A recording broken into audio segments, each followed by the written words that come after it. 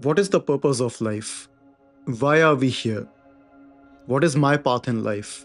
If any of these questions have come to your mind, then I invite you to a conversation which I believe will bring clarity. Hi, friends, my name is Jay, and I welcome you to Deep Conversations, a place where we'll do a deep dive into topics that really matter. And for the first topic, I have chosen the questions of purpose, meaning, why are we here? Because these questions come to us at some point of time in our life. Whether we discuss it with others or not, all of us have at some point of time faced these questions.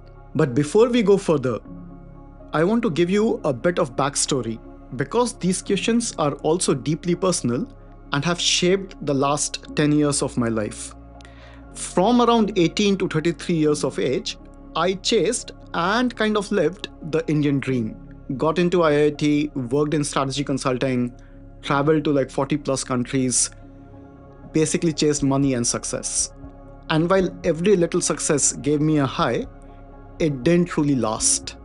The stress and boredom eventually got to me, and I would often question, why am I doing what I am doing? What is the purpose of life? Why are we here? And those questions led me to the doors of some of the wisest masters and saints that have walked this planet. And what we'll discuss today is a result of that search over the last decade. Let's begin with why this question even matters. Because this question is not philosophical. This question is very existential. As human beings, we crave meaning and purpose. All the outer rewards, money, fame, success, they lose their shine in a bit.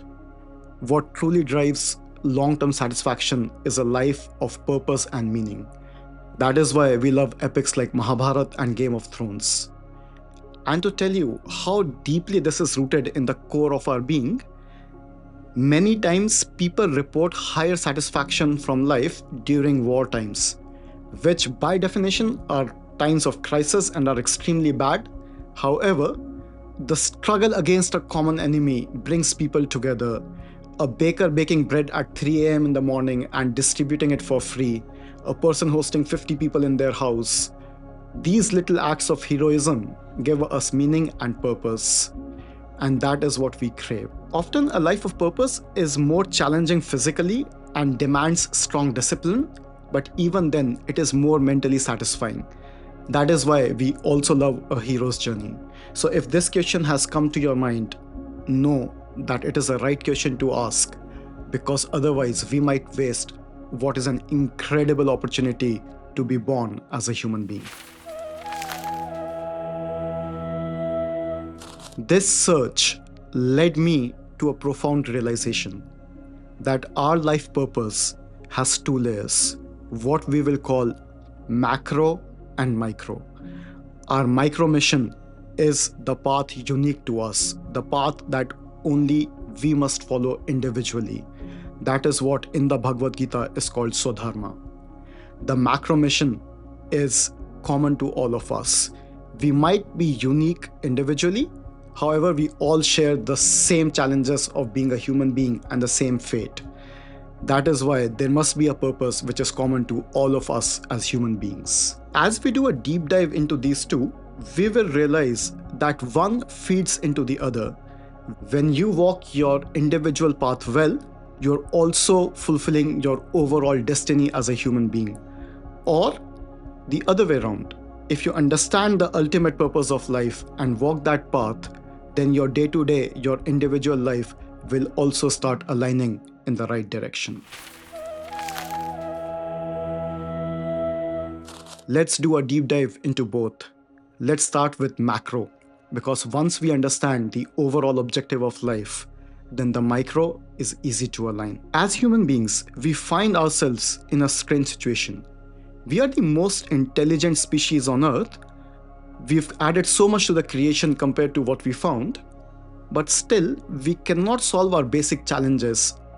The duality of life, love and hate, happiness and sadness, the restlessness, the different mental challenges.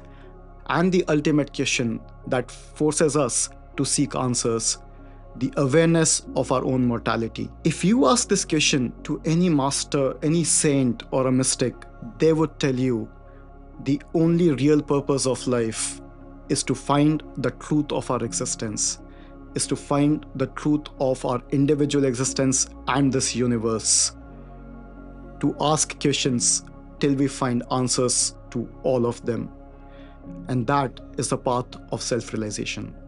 And in this process, we also find the two things that we crave most: joy or bliss, and freedom from suffering. Different traditions have given it different names. Buddha called it nirvana. Jains call it moksha. Many spiritual traditions call it becoming one with God or finding the divinity within us. All these lead to the same destination. And it makes sense. If there was nothing more to life than just existing for a while, chase money, and poof, one day you are gone from this planet, that is a very average existence. And whatever intelligence that created this, call it consciousness, call it God, or even science, would have done a pretty bad job. We would be just a bad accident. And look at the other side. We live in an absolutely magical and magnificent backdrop of bazillion stars and galaxies.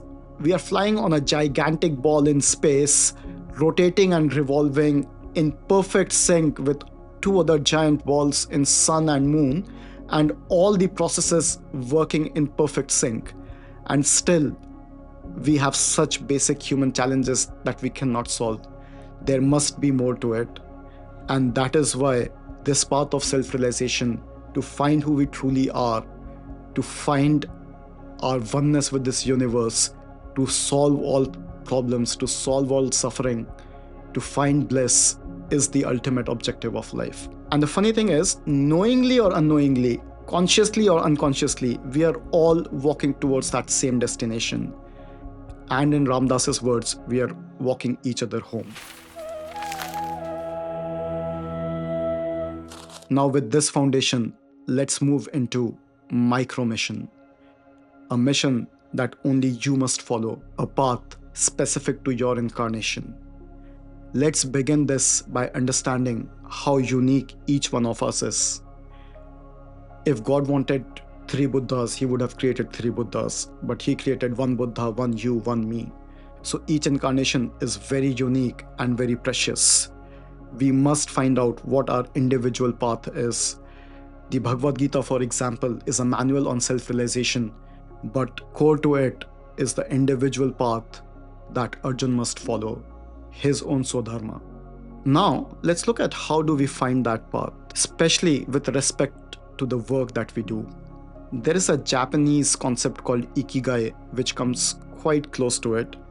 It says, do something which is at the intersection of these 4. What you love, what you're good at, what the world needs, and what the world would pay for. We take this one more level deeper, based on deep spiritual truths.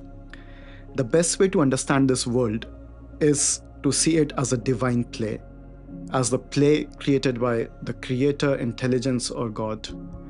And our job is to play a certain role in this grand theater. To understand what our role is and to play it to perfection is what is expected from us. The way this world is, we are all born with a certain kind of responsibility and duty. Responsibility towards our family, friends, people who depend on us.